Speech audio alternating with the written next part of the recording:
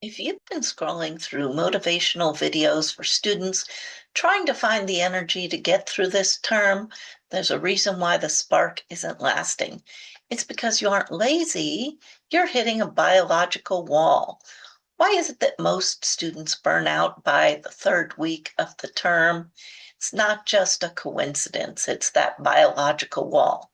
Today, we're going to look at why your energy is crashing and, more importantly, pillars of nutrition, light, organization that will help you to ace this term without a crash. So, in order to avoid the 2 p.m. brain fog, skip the sugary cereal. Start your day with a nice solid protein source. So some ideas are yogurt. The plain yogurt is better because it doesn't have all that added sugar. You could add some fruit yourself, or maybe cottage cheese, eggs, turkey or chicken sausage. These are all good options. Vegans might want to explore chia pudding. Fruit, I always really like scrambled tofu, so that's another option. You could prep these ahead of time and put them in easy to take containers. If you eat at the cafeteria at school, they already have options for vegans and all different kinds of dietary choices. Make sure you keep your caffeine within the recommended 400 milligram daily limit. And I just heard something today on NPR. It's not just the overall amount, but some of the drinks, like certain energy drinks or, those caffeinated fruit juices, those are very highly concentrated. And so they were saying on the radio program just this morning about how some people get into trouble with that because they're drinking it and it doesn't taste particularly, caffeinated, and it takes a while for the caffeine to kick in. And by the time they realize it, they've already consumed too much. So watch out for those super concentrated amounts of caffeine in beverages besides coffee. Hydration is also important. You can think of hydration as oil for the brain to keep it lubricated. Without it, your focus grinds to a halt. Water or herbal tea is great. Avoid fruit juice or soda because those are really high in sugar and they leave you feeling drained in an hour or so. So you get a quick buzz and then drained. If you really like soda, it's better to have it a little bit later in the day when you've had more food, so you're not going to have that big sugar rush and crash. So start your day with a good protein source. Make sure you're well hydrated. Environmental management is also important. Thinking about lighting and sound and comfort for your workplace. Set up a workspace that signals to the brain that it's time to focus. So you have your workspace with the proper lighting and good ergonomics. And anytime you go there and you sit down, it's kind of like signaling to your brain, okay, we're going to do school stuff now. Find lamps that are going to provide adequate lighting for your study.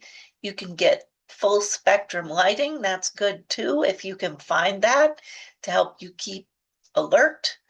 And it's also good to get light exposure to full spectrum lighting within an hour of waking up. So this is a hormonal thing. When you're sleeping at night, your body rhythms are governed by melatonin, which helps you to stay asleep and get good rest. But when you wake up in the morning, you want to have a nice cortisol spike, which is going to make you alert. So if you can get natural light or a full spectrum light within an hour of waking up, that's going to set you up for success for the rest of the day. Sound is also a good way to help with your environmental management. Good music for studying, you've probably seen on a lot of the different streaming services, they have binaural beats and music for studying and so forth. There's a couple of important points about that. Binaural means by two, oral refers to the ears. And so the way that works is each ear is receiving different frequency. When it gets processed in the brain, it produces a particular frequency level. So it's important that you wear headphones so you're specifically directing the frequencies to each ear for proper processing. And the other thing is different frequencies for different activities. So, for example, alpha waves, these are 8 to 12 hertz. They're really good for heavy concepts, reading textbooks, creative writing.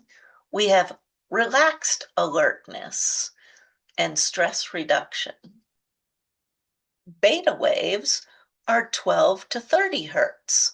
These are good for solving math problems, organizing data, analytical thinking. So this is active concentration, a little bit higher state of alertness, problem solving. And then you have gamma waves, 39 to 41 hertz, really concentrated around 40. This is great for cramming, tasks involving working memory, deep focus, and endurance. This enhances higher level cognitive processing and really helps you to dig in and concentrate. As I mentioned, you want to make sure you're using your headphones.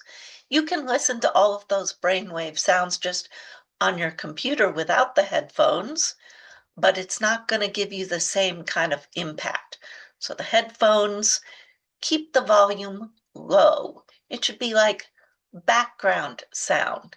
It also takes you a little bit of time hearing that sound before you really get your brain into that processing mode. So maybe 5 minutes before you're ready to seriously hit the books and start studying.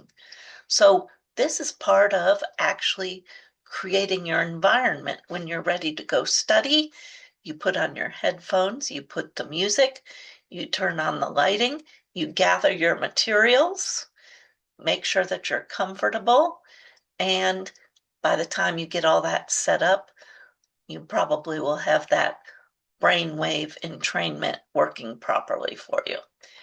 You want to have, in addition to the environment and nutritional support, you want to have a good organizational method. There are a lot of apps that can help you with this. You can use Google Calendar, Notion, Todoist. Those are just a couple of them. They're great for basic alerts. You can put all of your to-do list items right in there and set them up with alerts. I just had a bunch of students email me. It's the first week at one of the schools where I teach. A bunch of them just emailed me and they're lost about what to do for class. I teach some online classes as well as in-person classes. So these were the online students who are emailing me wanting to know how to proceed.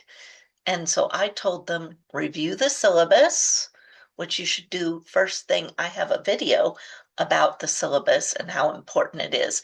That's the first in my Secrets from the Faculty Lounge series that I've put in my channel. So check that out.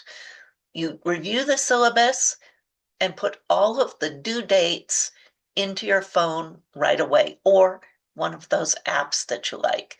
The apps are great, but I like a more integrated view. So I use my tablet calendar with specific alerts, and I also have a master schedule for everything that I do for the week.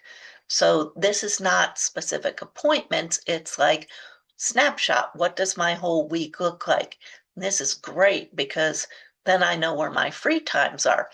Everything that is consistently scheduled goes on there, and I have study times assigned to particular things.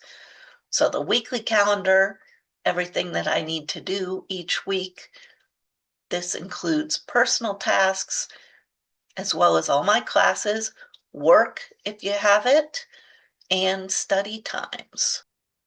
If you want those templates that I use and the deeper strategies to map it out, I put together a free time management guide, and you can grab it from the link in the description.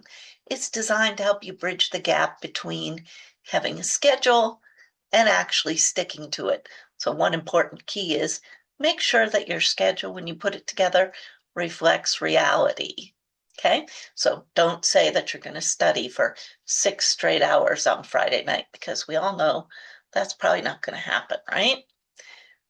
Finally, another important point, the last point, is proper rest, shut down. So after you've completed your busy day, you've done all the work that you're supposed to, you're organized, we want to prepare your body for rest. So you want to make sure that you avoid blue light for at least 30 minutes before you're ready to go to sleep. Any screen, that's computer, phone, tablet, television, they all emit blue light.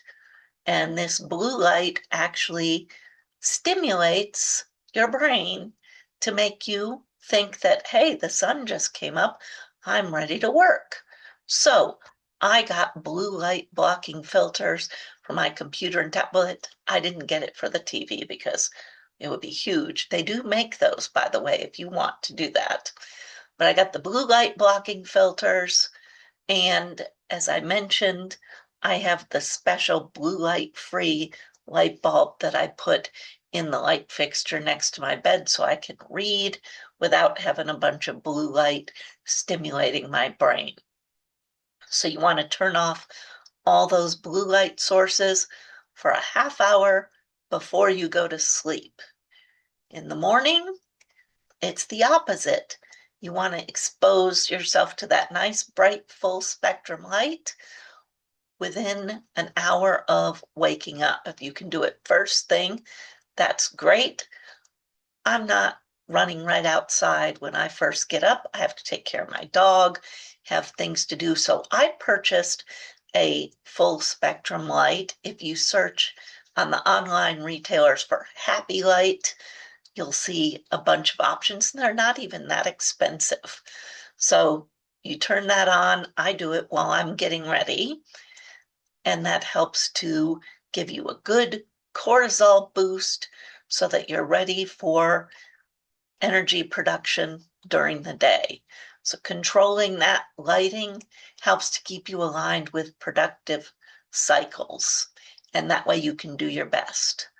Make sure you put in the comments any of your favorite tips for study motivation and staying organized.